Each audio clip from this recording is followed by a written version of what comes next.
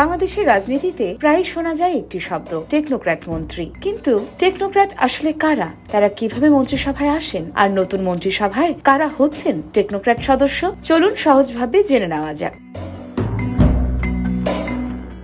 Technocrat বলতে বোঝায় এমন ব্যক্তি যিনি সরাসরি নির্বাচনে অংশ নিয়ে সংসদ সদস্য হননি, কিন্তু নির্দিষ্ট কোনো পেশাগত, প্রযুক্তিগত বা একাডেমিক দক্ষতার কারণে রাষ্ট্র পরিচালনা বা নীতি নির্ধারণে যুক্ত হন। অর্থাৎ তারা পেশাগত দক্ষতার ভিত্তিতে মন্ত্রিসভায় জায়গা পান।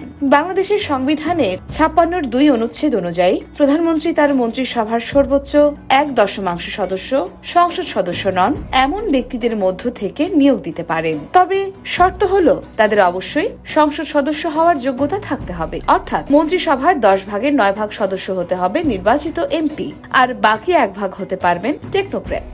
এছাড়া নিয়ম অনুযায়ী জাতীয় নির্বাচনের আগে বা সংসদ ভেঙে দেওয়ার 90 দিন আগে এসব টেকনোক্র্যাট মন্ত্রীদের পদত্যাগ করতে হয়। 49 সদস্যের নতুন মন্ত্রিসভায় রয়েছেন 25 জন পূর্ণমন্ত্রী এবং 24 জন প্রতিমন্ত্রী।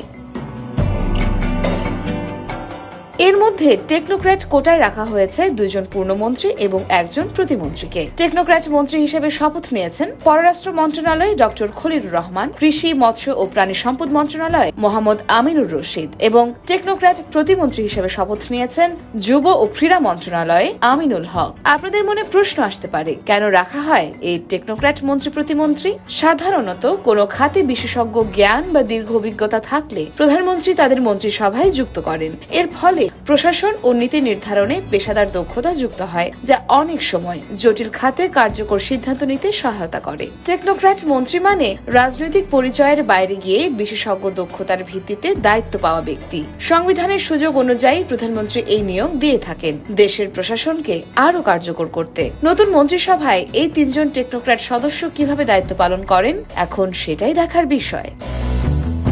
ইয়োরমা শায়ের জাহান, দেশকাল নিউজ।